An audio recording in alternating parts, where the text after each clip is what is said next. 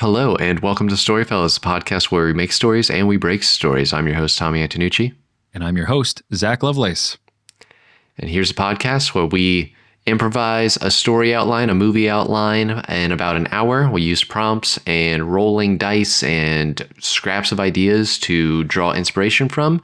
And at the end, we slap it on the bottom with a title and a line that exists in the movie. However, this is a unique episode because this might be our first two-parter episode. And it shouldn't be your first episode. Go back and listen to part one.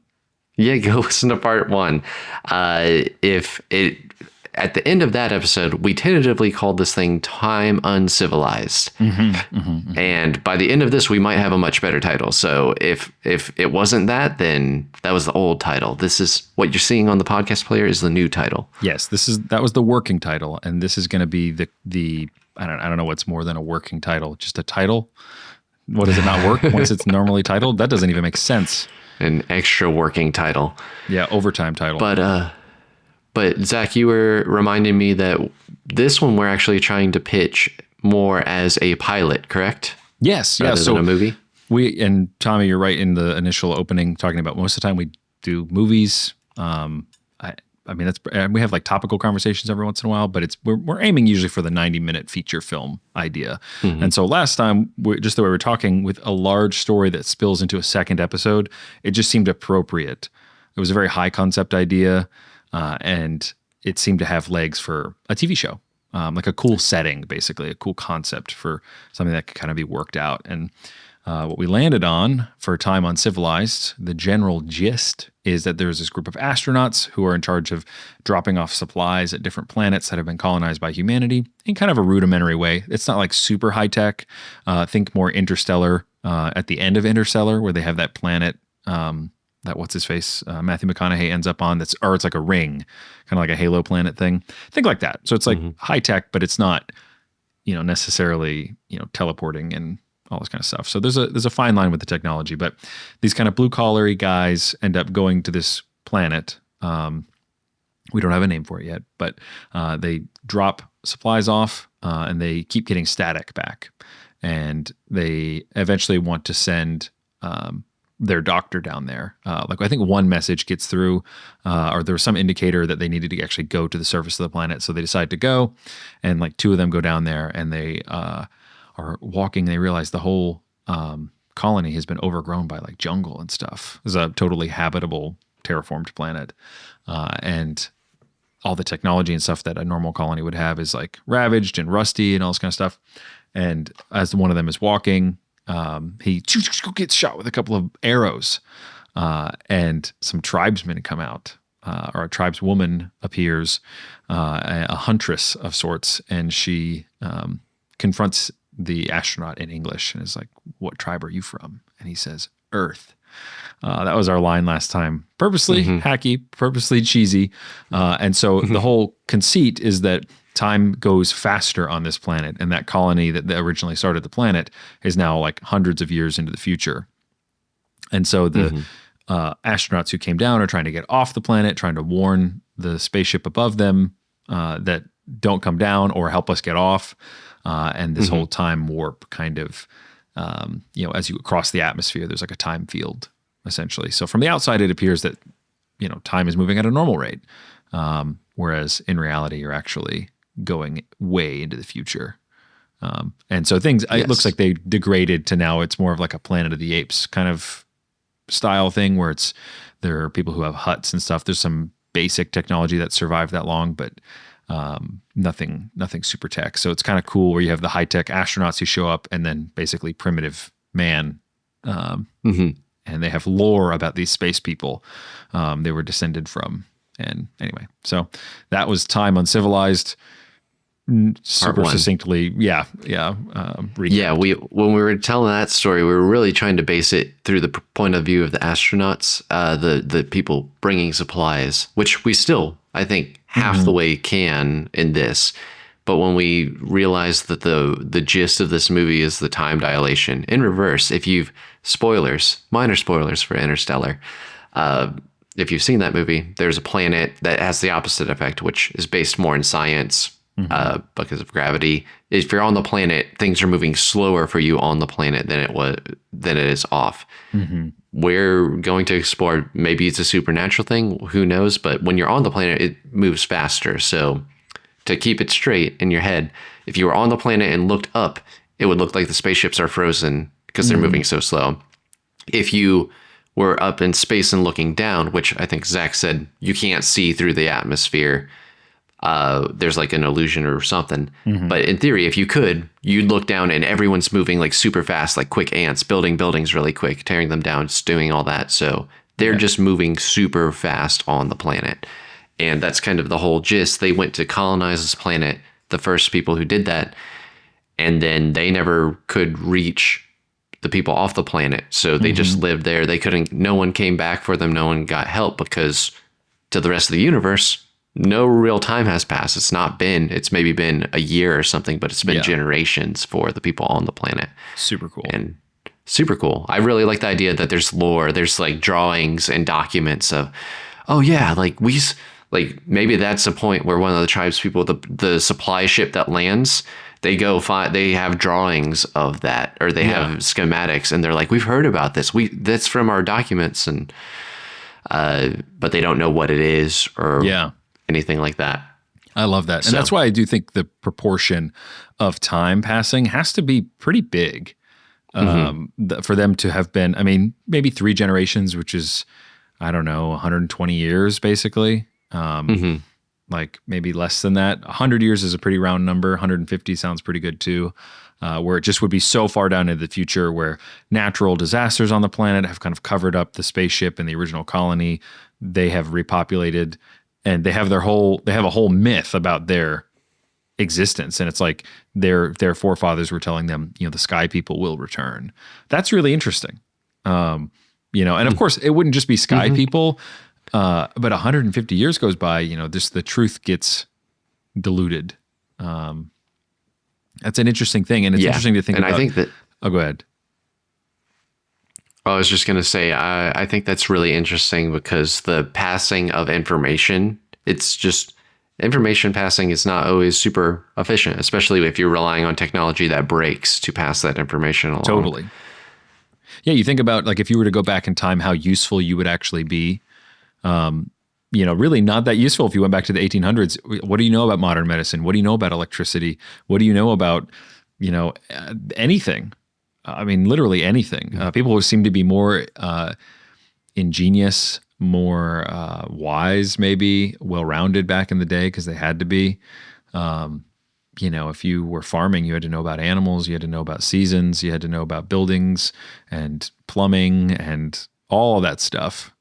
Now you just take that all for granted, and you just, hop in your car and go to work, or just sit at home and work from home or whatever. It's like I can't tell you how I could have a computer, but if the battery died and I went, back in time, it wouldn't really mean much. And that's really interesting, is that thematically we're dealing with this idea of like, does technology help society? Does it hurt society? And when it's taken away, what happens? What's the baseline for humanity kind of thing? As well as like time doesn't necessarily mean progress. I think that's a really popular idea now. It's like it's 2024. We're not dealing with this problem still, are we? It's like you're taking for granted this idea that we are somehow better than people in the past, when in reality we're not. Like, like I just covered, where a lot of us, people back in the day used to speak more than one language. It's like, it's back in Europe. I mean, I guess they still do that, but, ancient Greek, ancient whatever, Latin, you used to have to be really, really well-rounded, and just have it up here in your gray matter. That's crazy. Like, it is crazy. So you can easily see how this could be dramatized. Yeah, no, I think it's super cool because I've just read some science fiction books, and I've read one where it is interesting because it was basically a society and technology built to this peak, and then the bottom fell out, and then humanity had to start back again. So there's remnants of past humans being way more advanced than they are now. And it's just this one of these things, like, and that's like a theme that they deal with throughout the book. They're like, they reach the top. Like they have technology we barely can understand. They reach the top and they destroy themselves. So like what do we do? Do we just try to climb back to where they were, where they destroyed themselves again? Like what do you do when you see Fascinating that's question, the yeah. end? Yeah. But I think there's I like the theme of passing information. I think it'd be cool if there was a character there like, oh, you have to talk to the metal mage, and people are kind of like worried, and just this person, and they're just someone who learned engineering. Like their family had always taught the engineering, like how the Yeah. machines work through the family, so they still know how to operate some of the machines. That's cool. I think that's cool because other people might be freaked out. They're like, how do they make the lights turn on? And I don't know how that works. And it's like the fear of knowledge a little bit, I think would be Yeah. something yeah, that they and would have to deal with especially on the planet. If we knew that these were our ancestors and now they no longer, that sacred knowledge, went away. That's interesting. And yeah, it's the transmission, the cultural transmission. It's very weak. Especially, I mean, today in our culture, kind of breaking out of the story here for a second, like, getting your kids to care about the same things that you care about. It's hard. Especially if your kid grew up on a planet that you didn't grow up on, and you're talking about things that they could not possibly imagine, like a city or something like that. It's like, I don't know what. And of course they'd have some technology for a little bit, probably videos and stuff. You would think through space travel, they maybe would have perfected like a perpetual battery or a perpetual power source of some kind. But that's pretty easy to work around where it's like, it's just not. I also think kind of getting into the plot here of the show.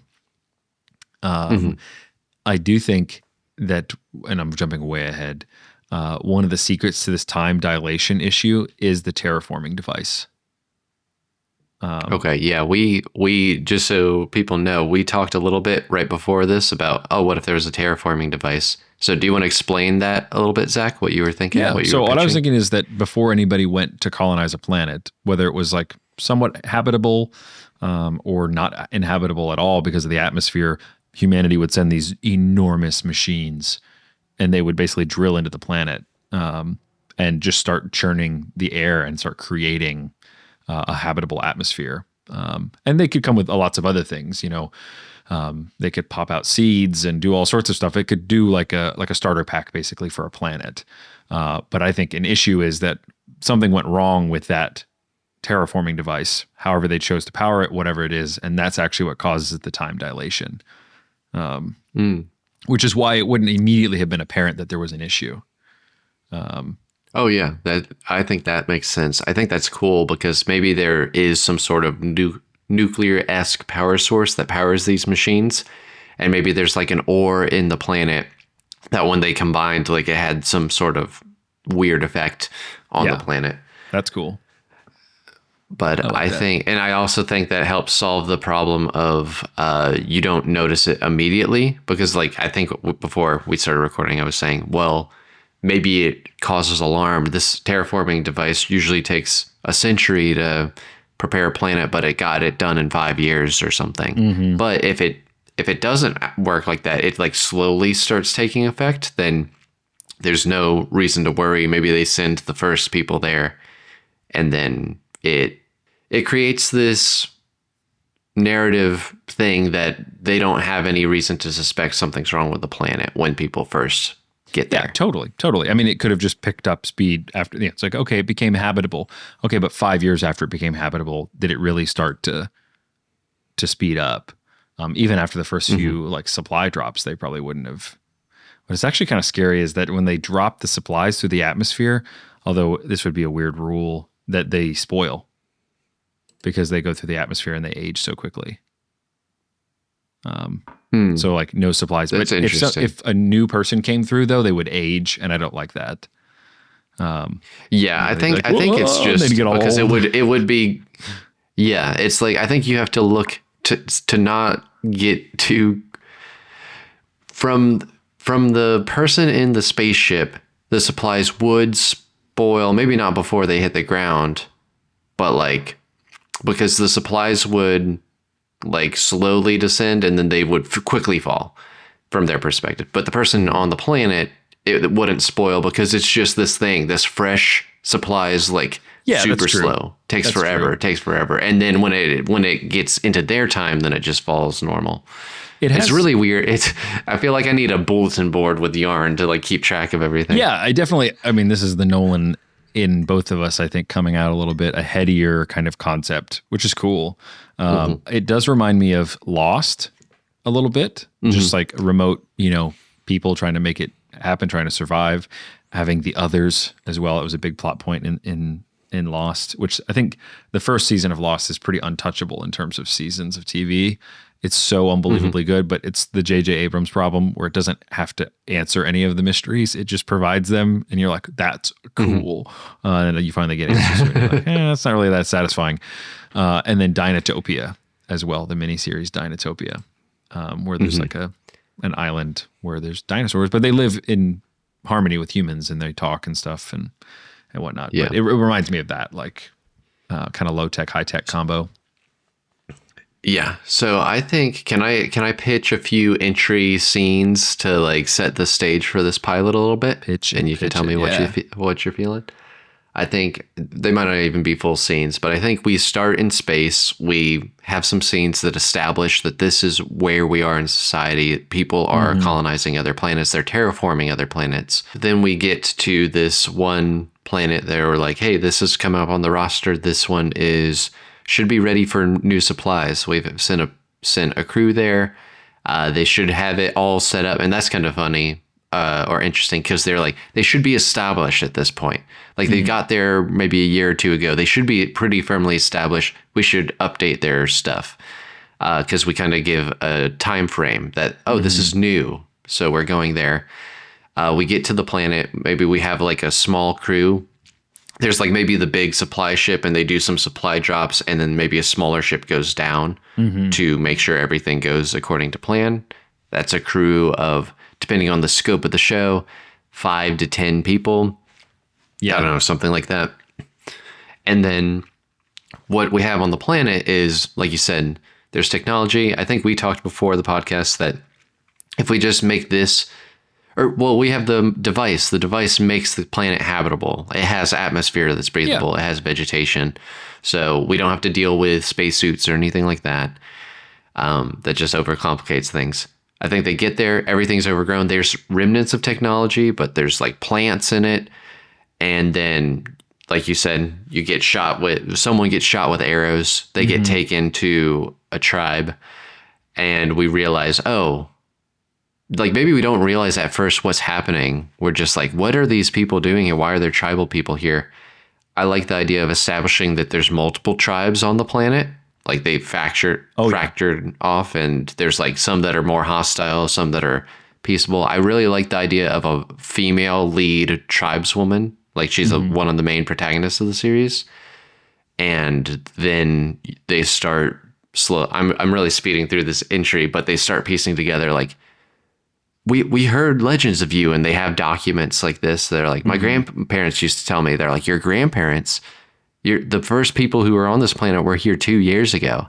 And then they start slowly realizing, oh wait, time doesn't work the same way here. Yeah, I love that. And there's, have you ever seen Army of Darkness? No. What is that? It's Sam Raimi's technically third installment, I think, in the Evil Dead series with Bruce Campbell, but he goes back to the Middle Ages, like knights and stuff, but he has like a shotgun and he's got a chainsaw for a hand. Because in the previous movie, he gets his hand cut off and everything, but he has like just enough technology. And I think his car goes back with him too, and he has like stuff in his trunk. But yeah, it's just cool because he like bullies the peasants and stuff where he's like, this is my boomstick. And he's just like shooting people and whatnot. And that I do like that level of, the space people, they're going to be way more educated. And yet they don't know how to live on the planet, so you got to kind of play with that, like the two different philosophies competing against each other. The low tech, high tech type thing, like the reliance on devices versus like, oh, I'm going to hunt this animal, this alien creature, but you're not prepared to do it. But the space guy has like a complex gun that shoots like sound waves or something, just, really cool gun. Whereas like the tribes people have figured out how to catch them otherwise, or whatever. Yeah, they have nets and stuff. It's kind of that weird concept of that we came from nature, but once we removed ourselves from it, it's hard to go back. And unless you're forced to go back, and the tribes people did. So they have better technology, but the tribes people just know how to live in the wilderness. They're more at harmony with the environment that they live in. They're not this. So there's all this commentary happening, and I love that. And it's not trying.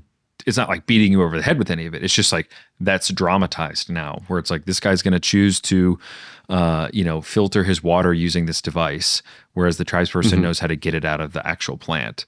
I don't know. There's just so many little scenes you could think of. But we have this tribeswoman. Let's give her a name, and let's give the main astronaut guy a name. I think the dual romantic kind of thing going on there is great. Okay.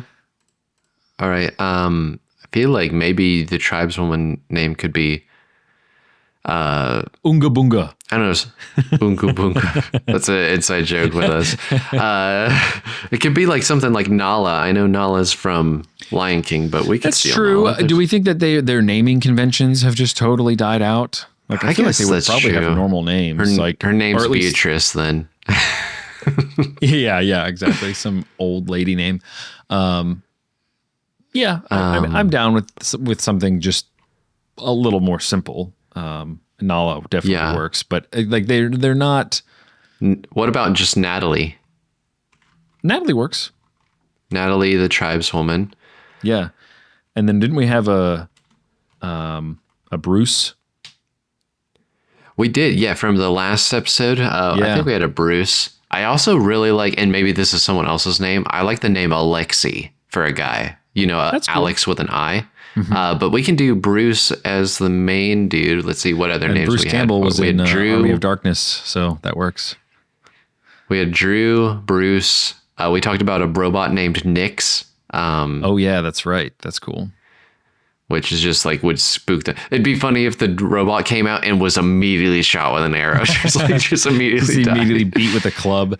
Because didn't we say that the robot was like the flubber one, kind of a floaty? Yeah, it's like it just like floats. It's just like small, like a little floating thing. It could easily get clubbed. Yeah, but it could also. It's kind of like the droid on Hoth in Star Wars that they shoot. It's like a scout droid, so it has like long kind of tendrils hanging off of it. It's just like a cool floating. It looks like a big fat Oreo kind of floating with all these like spikes and stuff on it. But it could go like in defense mode, and it's just like shing, big spikes come out. We have a running joke. This is coming out of the story a little bit. There's a running joke that we joke about in a lot of little stories that we pitch, that there's like a really like animatronic, like slow moving robot, but then it's like activating defense mode, and it becomes so fluid and like just kicks anybody's butt that it fights it. Just shoots death darts. Just I guess it would be 360, right? I don't know what directionally that would be like in 3 dimensions, what it would be. But anyway, right. Nyx is cool. Nyx is cool. Yeah, Nyx can be there. Maybe they damage Nyx, but then they're like, no. Natalie's a tribeswoman. Bruce is the main astronaut. This being a TV show, I think we're going to have a lot more characters, and I don't want to get too bogged down in them. Yeah, you're going to have Natalie's dad, Natalie's brother. Daddly. His name's Daddly. And then what is brother Bradley? Like, it's all stupid names. Her brother. It's a little Pocahontas-y, I guess. But I kind of like that. Like the brother is disapproving of this Sky guy. Hey, Sky guy. I don't like your kind. Hey, Sky guy. Yeah, I think we're borrowing. This is definitely like borrowing from. There's a lot of movies like this: Pocahontas, Avatar. Just this the nature people versus the new colonizing people. Yeah, which it's interesting because I think it's a different story because in those stories you have the colonizers who are like, "Hey, get out of the way! I'm coming in." These guys are not trying to do that. Yeah, they like arrive and they're like, "Oh shoot, we're stuck here," kind of too. We need to work together. Like this, it's more of an immediate work together if the tribes people are willing to work with them. Yeah, and I think it's like they could sit down and talk to them. And I think within the first like half of the pilot is the disorienting explanation of like what happened. Obviously, world building, set it up. And we could even at the beginning have Bruce and his pilot or whoever it is that's alongside him. They're talking about the colony, like, oh, this colony's got good stock. Bruce like sees a picture of like one of the female astronauts that colonized it. He's like, oh, they've got pretty good stock there. Turns out that woman's like been dead for hundreds of years, and this is her great great granddaughter. Kind of implying, setting it up that there's going to be some sort of romantic whatever. I think that's really cool. So I think that's cool. I feel like in this pilot episode, I think some beats that we could explore. I still like the metal mage or something, them having to go there. They're like, I think you need to talk to her. I like this tribe that they meet initially with Natalie is welcoming for the most part. There's other tribes that maybe in a religious sense think, oh, the sky people are bad. We need to combat the sky people. So they are very antagonistic and they will attack if they find that, kind of establish that. Yeah. They go to the mage. She's like, my parents, my grandparents have always passed these down, and they're basically drives. They're like storage drives of like video files. But she doesn't know how to work them, and they put them in, and like the last person to record a thing, they're like, hey, there's like this hint. They're like, something happened with the time. Something went wrong on this planet. There's some sort of time dilation. We think if anyone's watching this, we think it originates at this portion of the planet that's uninhabited, like way north. It's like, if anyone can get there and figure it out, we might be able to restore this planet. So it kind of like, by the end of the pilot, we have this kind of vague goal. We don't know that it's the what do we say? The machine that terraforms the planet. We don't really know that or anything, but we know that, I don't know. I like the pilot to have this somewhat goal in mind, that it's like, this is the story. This is what this whole series is going to be about. Yeah. Is trying to get here and figure it out. Ending pretty abruptly, basically on that note, like when you find out that the time dilation has happened, and basically, that you'd find out that time has passed that far. I think it would probably end with them playing a tape. I think that's really cool. And it's like the person on the tape would say it really succinctly. Like, on this planet, time is moving at calculated at, 5 years for every hour, or something crazy. Which would put them like really in the future. And we can quibble about the proportion of time, but they would say something to that effect. Yeah, they could be somber. They're like, if you're watching this, if you're new to the planet and you're watching this, there's a good chance that your loved ones are already dead. Yeah, they have lived and they have grandchildren at this point. Or no, wait, sorry, folks, I am getting it converted, because it's like Narnia rules almost. Like, time kind of stands still outside of the planet. Yes. So it's like, if maybe that's a somber note. It's like, if you're watching this, you're alone. As far as we're concerned, the rest of the universe is basically standing still. It's up to us to figure out what is going on here and solve it. Yeah. The only way off this planet is to advance. So there's like maybe a split between the tribes, or, the original founders, basically, where one tribe is like, hey, we're going to use these resources to survive. And the other ones are really more hell-bent on like using the resources to try and get off the planet.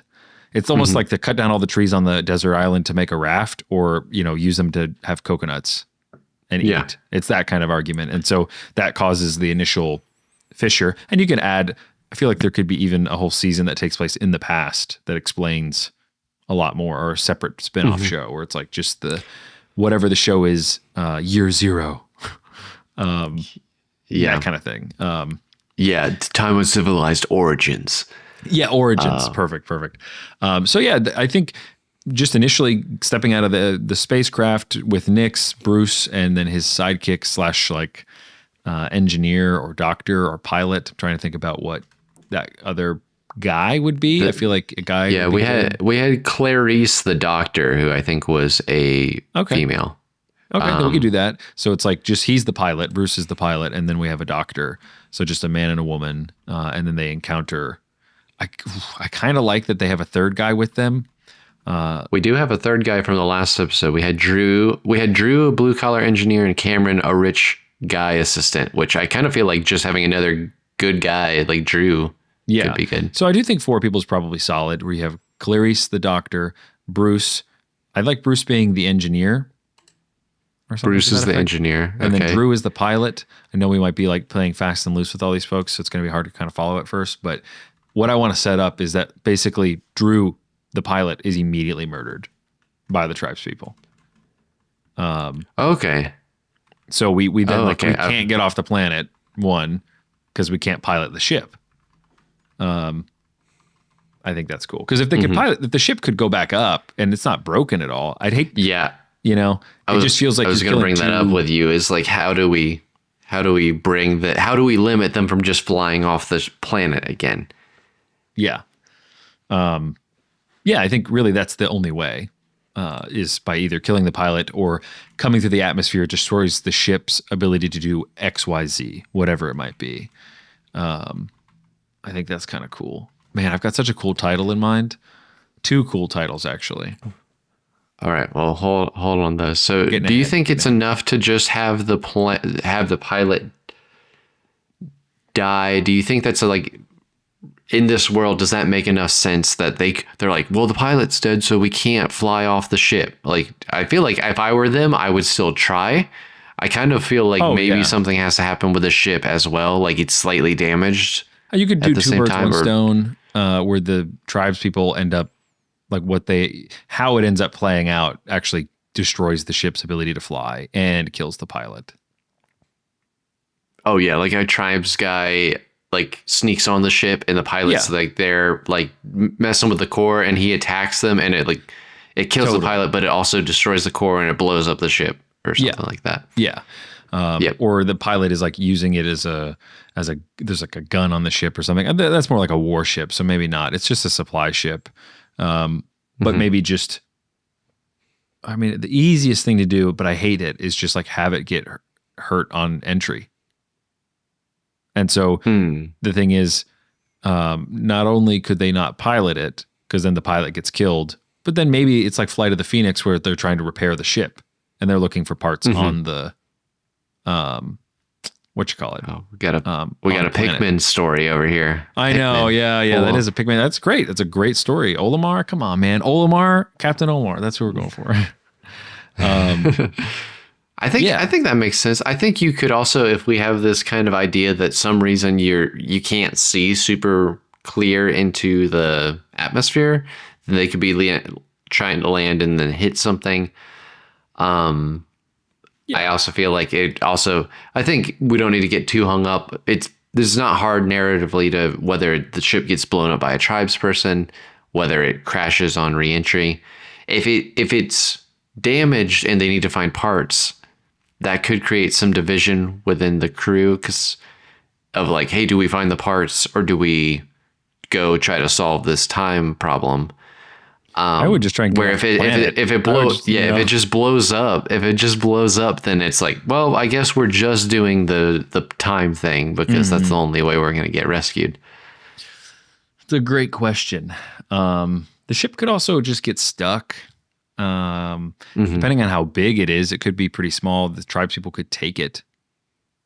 I know that sounds kind of like they could literally. I don't know how big it is. I'm not saying it's like suitcase sized, obviously not, but like, I don't know. There's a way that you could situate it where it's like in the water and they end up like taking it with their boats and, the rival tribe, the hostile tribe. I kind of like that actually. It's kind of cool. They do like a water landing. And then they have to take their little raft to get to the shoreline. And as they come back, like they encounter the good tribe first, the people who make landfall, and then they get back and they see that the bad tribe has the pilot, and they execute him. I think that could be interesting. Yeah, I think just or maybe not. Maybe they kidnap him and they take the ship, and it's like, oh, whoa, what's happening here? Because maybe they want to get off the planet.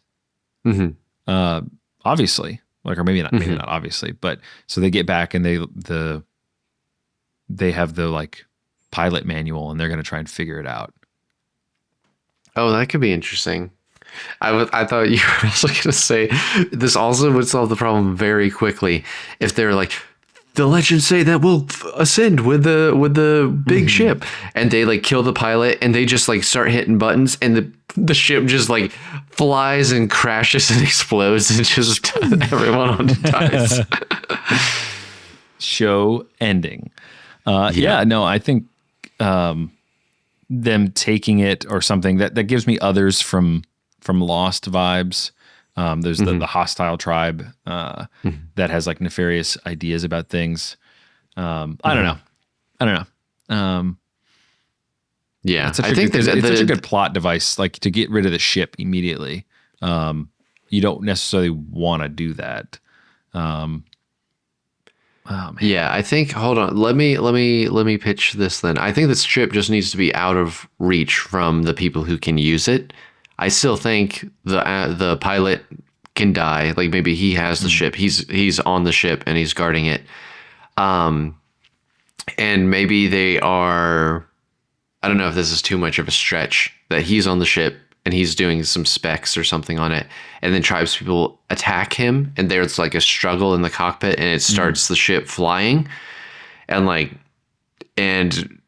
he dies. The pilot, the other guy dies, but the ship is still intact, but it has flown several miles like somewhere else, like it's like deep in the forest somewhere, and they don't really know. I don't know if that's too much of a stretch, but yeah, it's I'm trying to get it away from them without like actually having active. And this is a very Planet of the Apes homage. It just sinks. Okay. And so it's at the bottom of this lake. And that's a whole thing, is like how to get it out of there. Would it even work if it sunk? Yeah. I think that's kind of interesting. How it sinks, not too sure. I mean, you could have the tribes people sink it somehow. They'd have to have some sort of technology where if we're talking like stone versus metal. I also feel like there's a lot of opportunity here. I think on the show I might have talked about, I watched Scavenger's Range on HBO Max, which is a sci-fi animated thing. Really cool animation, interesting sci-fi thing, but it's just they land on a alternate planet, but everything, they have no idea how anything works. There's just wildlife and creatures that just do crazy things that you wouldn't expect them to. And yeah, that could be a thing. They're like, the tribes people say you should not have landed there. That was clearly like a sand trap thing. And they're like, well, we don't know that. Like, we didn't know that was a sand trap thing. And it's just like this, it was like a wide open space. And, or, you know, it's really cool. If there was like some like sentient plant and they landed and it just like got wrapped and engulfed in vines, like, and like they the couldn't get Jumanji, back. The original Jumanji. Yeah, something like that, but like thick, like tree trunk-esque vines, and they just can't get into it. They can't get into the ship anymore, and it's just stuck there. And they're like, you landed right in a insert name nest, and they're like, what do you mean? They're like, you don't go near those. They'll grow on whatever you build near them. That's kind of cool. So, yeah. Or even if since time does act differently here, that certain things could happen quicker. Yeah. And you could maybe get hit by a time wave of some kind. And maybe when they come in, that's what happens with the ship. And it's like, this battery looks like it's, been bad for hundreds of years. So there's that kind I of like thing. that actually, because we're already dealing with an unnatural thing that's causing this time dilation. So I think there could be little spikes on the planet's surface randomly. Or even and just they could say whenever that somebody comes into the planet. So it's like, we don't even know if we could get up into the atmosphere, if we could actually get through it.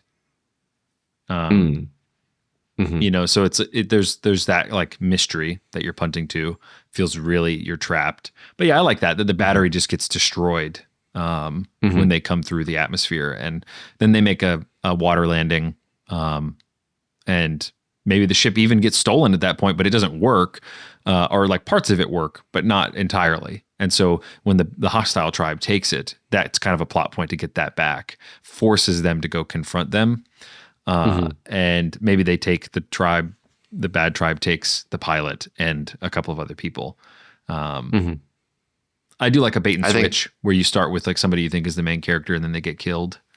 So insert think that's whoever cool. that is. That also gives them a nice reason to confront these tribes that are more dangerous. I like the idea of this fog that, I don't know, you've just got sparked the idea that they say like, oh, if there's ever this like purple fog, you have to get out, like because basically it's like these little fissures where the time dilation is extreme. And I don't know, maybe you see an example of it, or someone tells about an example where it's someone in their 20s gets stuck, like their foot gets stuck and the fog comes and they can't get out of it, and they like immediately become 80 years old. Whoa. Like they just accelerate like in a concentrated space. Yeah. So they're like, if you ever see that, you got to get out of the fog, because that's like, you will just become a skeleton if you stay in it. Yeah, it's like the fog. They think it eats you, when in reality, it's actually just aging you. Yeah, it ages you like instantaneous, like 100 years, and then you're just like dead. And they're like, yeah. That's really cool. They need to get Benjamin Button on the planet, and then he can be impervious to the time fog. That's the end of season 2, when they're like, what are we gonna do? And then Brad Pitt walks out as a baby. This show is all about the de-aging technology. We're going to take the oldest celebrities and de-age them. No, that doesn't even make sense. That's our idea backwards, actually. We're going to age Timothy Chalamet into the future. We're going to see what he looks like as an old man. We want aging technology. We don't want de-aging. No, that's cool. That's cool. That gives us a little bit, again, the Lost vibe, where there's like an unexplainable creature. I would not even explain the time thing. Like, again, the fog kills somebody, or maybe several people, and we don't know what that is. That's actually really interesting, because the black smoke monster was the Lost thing. So it's like kind of an homage to that. Nice. I do think we need alien life as well. Or I think there's animals. creatures. Yeah, I don't know if there's like super intelligent. You could have like I don't know, something that's like humanoid, that's like bear-esque, that like will come up and walk to people. Because I think that's also a side. There's the interesting part about this location is there's so many dangers between, one, we have all the time dilation and the fog stuff. We have the tribes people are dangerous. Yes. And then we have all of the natural, because the terraforming thing plus the just accelerated time would just create wildlife. Maybe that's a thing. Like on the other planets they terraform, there's very little actual wildlife because they're near the first ones there. But if something went wrong during the terraforming, then they get there and they're like, there shouldn't be these animals here or something like that. I like the idea that the terraforming device, like city-sized thing that they crashed into the planet, that out of life sprung all of these things. It's an origin device, but it has literally like plant cells that it like shoots out, and they plant everywhere. And then animals, like it actually has animals in it too. And eventually like they're like frozen in like cryo sleep, and then it lets them out. But the thing with this terraform device, there was some sort of issue that it mixed them. It genetically spliced a lot of them together. And so because they're kept as like embryos or something, that's really cool. They're all like just hybrids of animals. That's like a bear frog or something like that. Yes. I like that. That is legit. Cool. That is some cool lore. All very dependent on that Terra device, Yeah. But it makes sense. It's just something went super wrong with this one machine, and it really gummed up the whole planet. Yeah, and made it like very uninhabitable, which is very cool. They have like horses, and I don't know. It's like, that's really cool.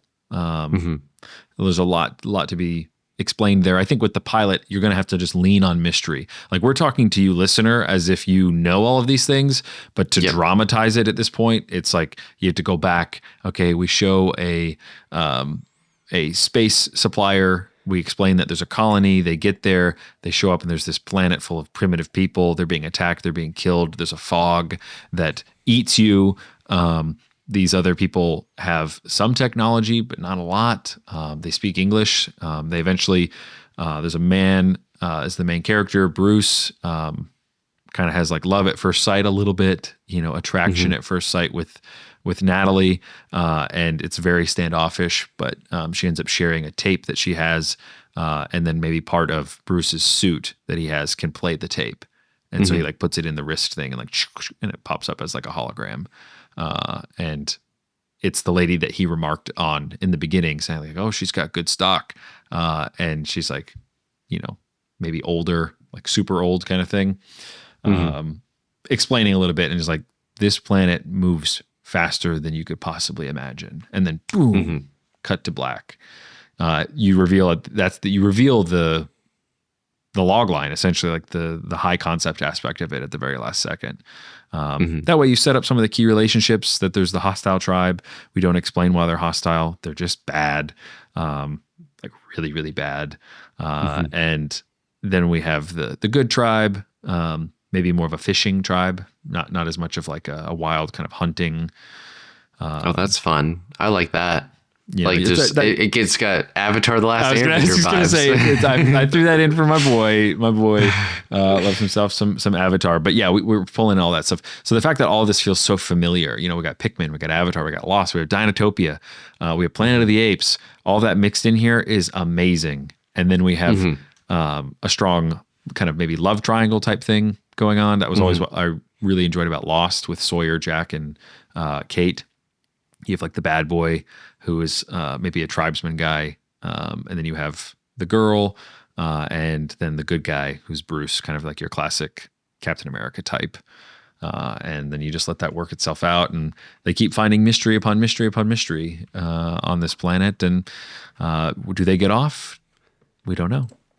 Yeah, I like it a lot, man. I think we are borrowing a lot from other stories, but I think the time thing makes it very unique in its own regard. We got this cool planet. There's no shortage of things that could happen because, like you said, if there's enough tribes, you could have like a whole new adventure with this whole new city of tribes people that are all water-based, all mountain-based. Yeah, tree-based.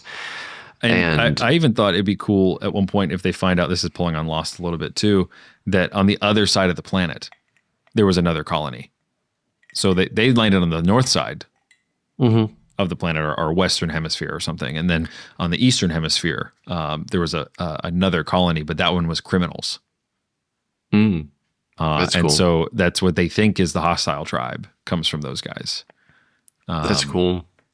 So just yeah. But that's too much to cram into a pilot, obviously. But we're talking big picture so that you the listener can understand the direction that this pilot would go.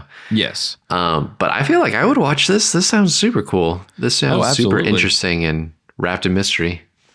Yeah, absolutely wrapped in mystery. And it sounds better than Lost insofar as we've already given you some of the answers here, and they feel satisfying.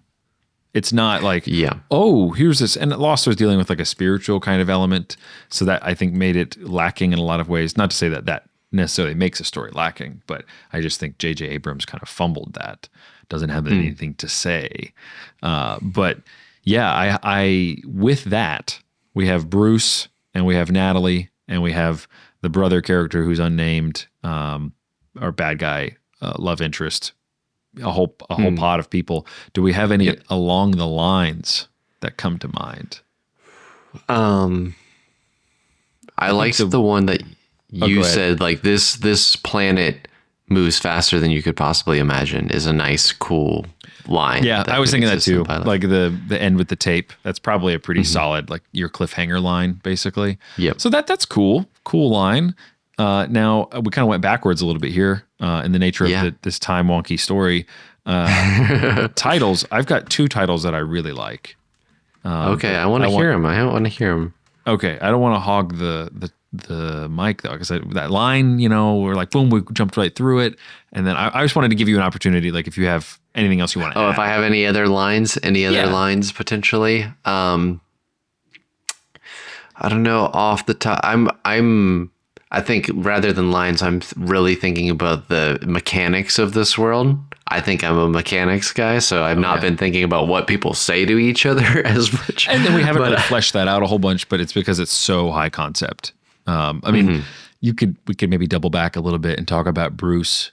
And we've implied that he has like a romantic interest, in some of the women or whatever. So you have that as kind of a thing. But what really drives them? Survival, obviously. It's very simple. So I think if there was an old document or old photos from the original crew and like the original crew is with some of this crew, like they overlapped and they're like there. Whoa, that would be like, cool. That would be cool because they're like, I know who you are. And maybe that's a cool line. It's like, I know I've seen you before. Yeah. Because they go and they run and grab the picture. And to them, they might feel like they're gods because they're like, I was going to say, yeah. This was from generations ago. How are you still here? Because they don't know the workings of things. That would be another cool ending. Instead of the tape, which could happen in episode 2 and still be very satisfying. Like you could pawn off a lot of exposition on episode 2 very naturally with the tape. They find it. That's mystery. That's cool. It's serving multiple purposes, which is what makes good exposition. It's not just raw, somebody telling you what's up. But the ending would be like there's a whole big picture or like a smaller picture that Natalie had, and she opens a shelf or something and hands it to Bruce, and he's just like, whoa. And he sits down and we don't see what the picture is quite yet. And then over his shoulder, we see like him. That's cool. With her grandmother or something. With her grandmother. grandmother. Yeah. That actually makes more sense now that you say it that way. That was his love interest. Oh, you know what is something that I don't know if this gets too complicated. And also it changes Bruce. I'm going to say it, but I don't necessarily want to pursue this idea, but I think it'd be cool if someone had a wife who was like early stage of pregnancy, who went down. And so like they have like one of these guys on this ship has descendants from that are present on the planet. Yeah. And like the incest thing, obviously, of like, it's not really incest because there's so many generations. But you know what I mean, though? Like Bruce is like, oh, hey, that was my wife, and she was pregnant. And he gets there and it's like actually his great-great-great-great-granddaughter. And so it complicates things. That's kind of cool. Like, that's kind of, I think we would just make him less of a womanizer guy. Like we were kind of joking. Yeah. And then, I think that's really interesting. If maybe that's the reveal of the pilot, we kind of save the tape for episode 2 where we actually know what needs to happen, but they're still figuring out. Maybe that's the reveal where it's like, I had this photo from my great grandmother that she gave me. And then we see the photo and we realize like, oh, this is, and maybe he alludes, he's like, oh yeah, my wife's pregnant.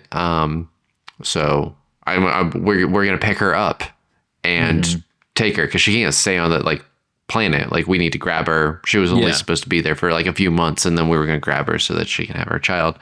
And then he realizes this is like his great granddaughter. More than that, I think great granddaughter does like, work, but they would have to, for them to have such a lack of knowledge, it'd have to be like 5 or 6 generations.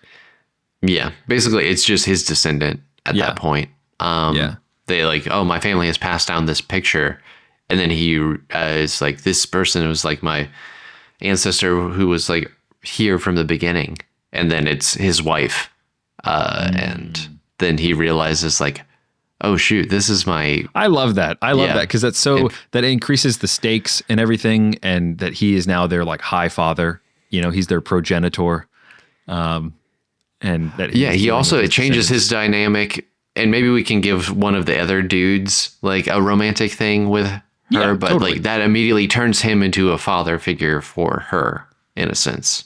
Even though she has a dad, like she would actually, So that's kind of interesting.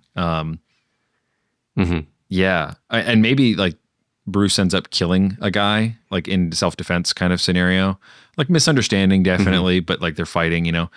He's defending Clarice, the doctor. Whatever it is, he ends up killing a guy, and it's like that's actually his like great grandson. That's kind of cool. Oh, interesting. Yeah. It's like Oedipal in a way. There's a lot of cool stuff. Oedipus's story. It's got an Oedipal turn. It sounds like I'm saying edible, but I'm not. But yeah, that's really cool. I like that a lot. Because then it's about a man reckoning with like his legacy. Not to say that he was in charge of that at all, but just Like, how can the past speak Yeah. to the future and all this kind of stuff? And them being related, that's a Shakespearean rule. You make them related and it increases the drama. Yeah, there's like some line in there that maybe wouldn't be in the pilot, but something along like I caught up to my own legacy or something like that. Like that idea of like, because a legacy, people don't always get to experience their legacy, but like he is experiencing his legacy, and it's almost like a duty at that point to like help his legacy find a better way forward. Yeah, there's a whole great theme there about being a father of a people and coming and realizing like and trying to really reckon with, okay, like over time. Of course, he had no like real direct impact with them, but it's also sad, and I love that touch of tragedy that his wife, who was pregnant, you know, he didn't get to experience any of that, and now she's been dead. His child or his grandchild, like it's. Yeah, he visits her grave. That's such a good scene. That's a good opening to episode 2. Is him finding out, because he gets the picture at the end of episode 1, and then episode 2 he's at her gravesite. Opening shot. Dude, this show sounds so cool. I want to watch this show. I imagine his wife would like they say that, you know, she was obsessed with the stars, and was always pointing up at like, you know, wherever he might have been in the stars, because the stars were never really moving. Even though days happen, it's very weird. I don't know. But this idea that she was looking for him is really sweet and interesting. I like that. I think somewhere in this series, they find a recording or a hologram of her, and there's this message that she has left for him. I think that's great. At some point. That's great. Yep. That tape thing where he plays it, I think that's really cool. Here's an idea. This gets more biblical. She had twins, and the other tribe came from the other one. Oh, that's so interesting. Kind of split off. It's a little too on the nose, I feel like, but I don't know. I feel like that could be entertained. That could be like an idea, and then it could come out later in the thing. Yeah, like later in the season or in season 2. No matter what, he's going to be related to all of them in some ways, or like any of the descendants, you know, because you'd have to just wonder how many people were on the original colony. Let's call it 20 people, you know, and they or more. Like if you were going to do a full colony, then it could be, I don't know, it could be 20, but I guess it depends if it's like the first, like just to get things set up, or if you were like, hey, we're actually going to start living here. We're going to send like 100 to 500 people there. There's another line I have in my head now where it's like, why did they procreate? And it's like, there was nothing else to do. And which sounds like a dumb line where it's like, there's nothing else to do around here. You know, we ain't got no cable TV. And they decided, but it's like our programming it was too hard to deny our programming. We needed to procreate. And we needed to extend life and give hope. That someday our descendants would be able to get off this planet, which is a good segue to the titles. Okay, I want to hear these, man, because I think I'm excited. Number 1, there is a term for the force needed to get off of a planet. It's called escape velocity. So I think escape velocity is a pretty cool title. Is the planet named Velocity? You know, maybe not. Maybe the initial spaceship is, or the initial colony. It's like the Velocity colony, you know, something like that. It's not the name of the full planet. But I think that's really cool because it's a double entendre of like using the force, the technical thing, as well as, you know, the name. Can I piggyback on it and argue why it could be called Velocity? Sure. Because on the surface that sounds dumb. The planet is called Velocity, but no, I'm saying that early on the original generation would always talk about the escape velocity needed to get off. Oh. And people, the generations and the kids misinterpreted that, and they thought they were like, oh, they're saying we need to escape velocity. I guess this is Velocity. And they started really cool. Misconstrued that was the name of the planet. Yeah, that's awesome, actually. Because it works with the theme that like we've been that, talking but- about in terms of transmission and cultural transmission and meaning and value and stuff, and how it does change over time. Certain things anyway. But what's funny about that is it's like an unchanging law of the universe that this is the escape velocity of this planet is XYZ number. So it's just cool, like just from lots of different angles, philosophically thinking it through. That said, title B, not as cool. A little bit more indie vibe. I don't know. Still Breath. And that being the actual name of the title, or the name of the title, the name of the planet. Planet? Like, yeah, that it was like maybe somebody's last name, or that's the name of the colony or whatever, or the operation Still Breath. I think that's just cool. It's the combination of like death and life combined. And you said something early on about like time standing still outside of the planet, and still being a really good word. And wanting to kind of combine that and put that in there. So, maybe it's Bruce Still Breath. I don't know. That sounds like stale breath. Maybe not that great an idea. Buzz Lightyear. Yeah. How about Buzz Lightyear?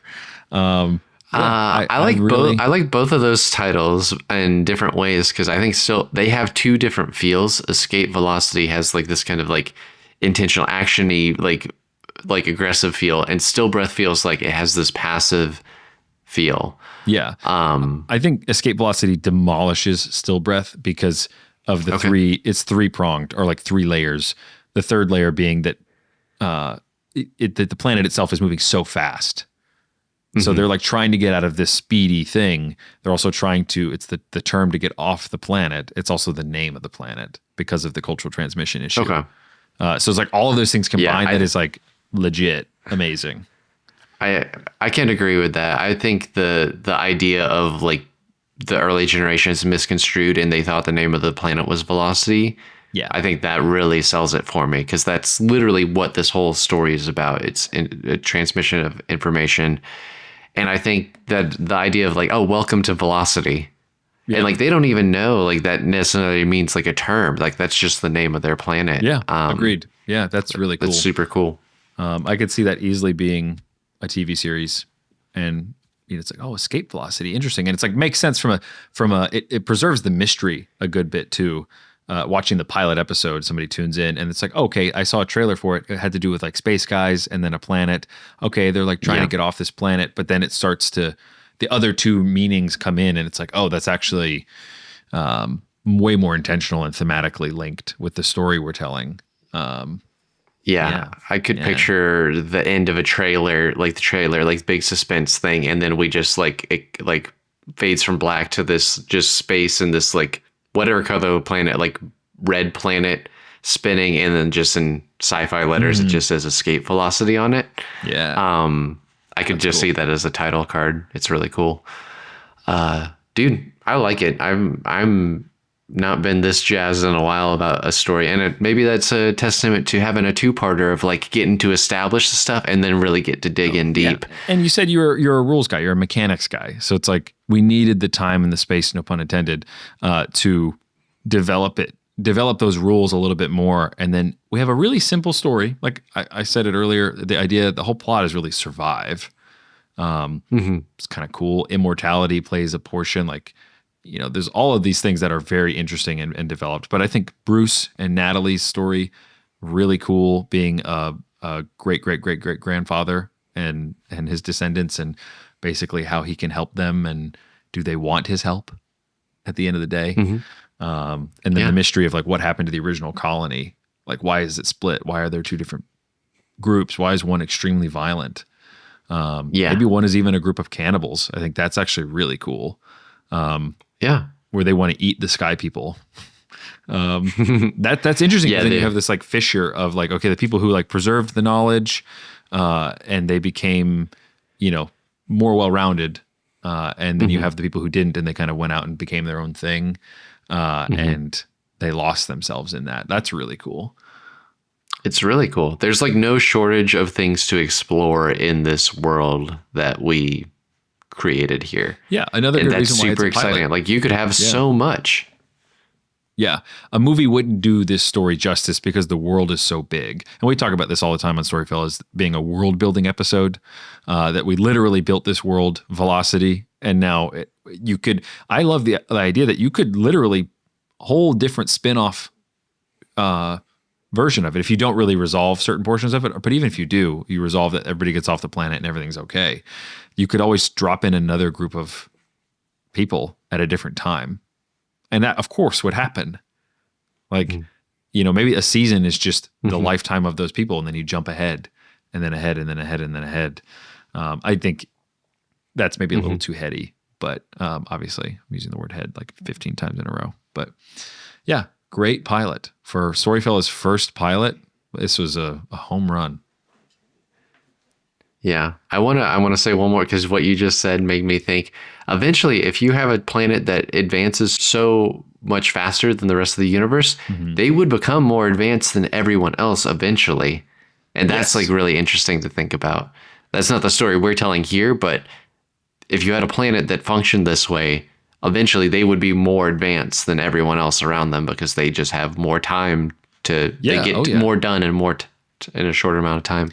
And I think you would play with that idea, of course, and maybe even you have this kind of looming character of maybe one of the original guys is still alive somehow, and I'll leave that mystery hanging there. Oh wow!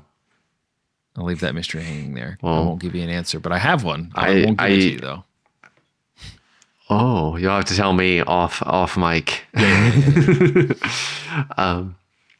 Well, I think I'm going to put our stamp of approval on this. I think we have some cool lines. I think we've got a cool new title, Escape Velocity, which, folks, if you're watching this on YouTube, leave us a comment below. If you're if you're listening to this and want to email us, we have email stuff in the show notes. We'd love to hear from you, hear what you thought about this. If you have any other cool ideas that revolve around this world we've built, we'd love to hear them. Send them our way. Yeah, and if you want to hear the next episode about escape velocity, let us know. I'm down to keep fleshing it out. Do a part 3.